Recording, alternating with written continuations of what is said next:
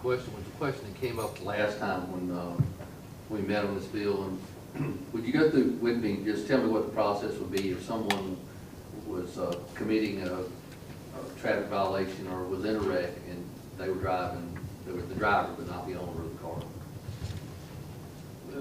Is that addressed in this other code section? It is.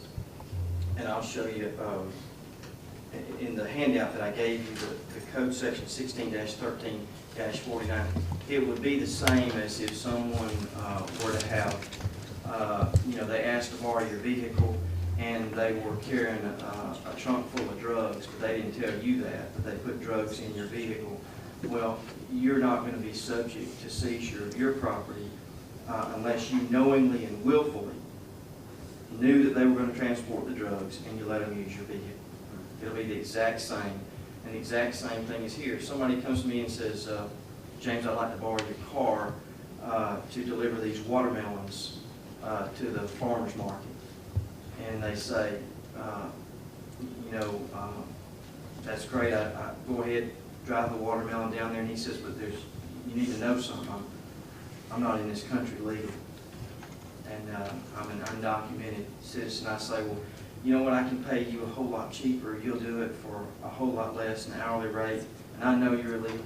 At that point, then that vehicle, if that can be proven, then that vehicle becomes in jeopardy at that point. And at the same time, that protects our honest farmers who are paying Cousin Bob or Cousin Joe or somebody down the street, and they have to pay them the honest hourly rate.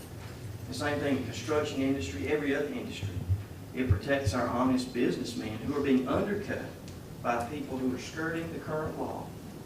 And, I encourage the committee I want to make good bills, good laws. I think that's what we've got here. But if you can prove to me that it's not, then I certainly will be the first to say, let's make the language suitable. Representative Davis. Thank you, Mr. Chairman. A couple of more questions, Chairman Mills. How many accidents have occurred in the state of Georgia in the past 3 years involving undocumented or illegal individuals? It's hard to get your hands on that information because when a policeman fills out the report, that's not part of the report. It's not required. However, the Insurance Commissioner's Office is working on getting to me the number of uninsured wrecks that were filed where someone didn't have insurance. So I don't have that information before you. At hand, I would say to you that the number of calls that I've gotten from my constituent, I've seen data in the past where they can actually boil it down to the private industry cans, where the most dangerous county it is to be driving in. Or what's the most dangerous road where you're more likely to be hit by someone who's uninsured than any other road in the state. And at one time that was my county. I haven't seen that current information, so I couldn't speak to it. Mr. Chairman Mills, you referenced in your speech just a moment ago that our goal and our intent, and you certainly correct me if I'm wrong, behind this legislation, as we say, we want to make sure we do good legislation, is to protect honest business and make sure we're doing that. And I agree with that wholeheartedly. I guess my key question as it relates to that, though, is particularly where we've got folks who are employing illegals, knowing what steps should we be taking to address that issue as opposed to taking this approach to kind of go around the back door to try to address that, because that's where I'm struggling right now with, if we're trying to make sure that we've got good pro-business legislation, which I support wholeheartedly, in place, how do we address that in light of whether they're illegal or a citizen?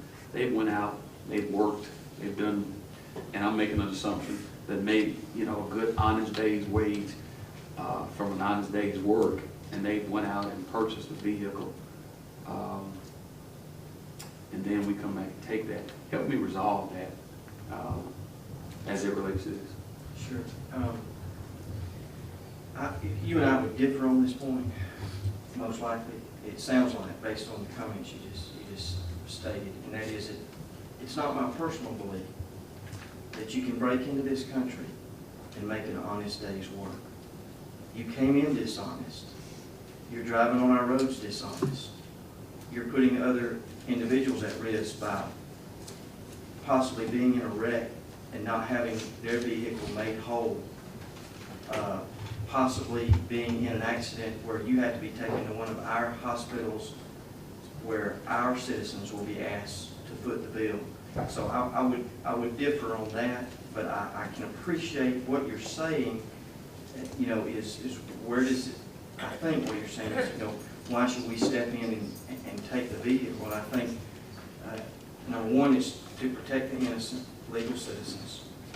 Number two is to protect those law-abiding small businessmen who can no longer compete in the construction industry, in the lawn care industry, and other industries because they're being undercut by people who are hiring illegal citizens to perform their work at a cheaper rate because they're not performing an honest day's labor.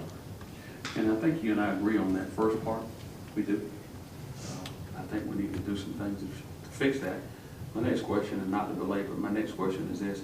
If an undocumented citizen is arrested as a result of a traffic accident, and I want to stick to the matter at hand, what steps are taken to either deport them, or what do we do at that point? And let's talk about Georgia.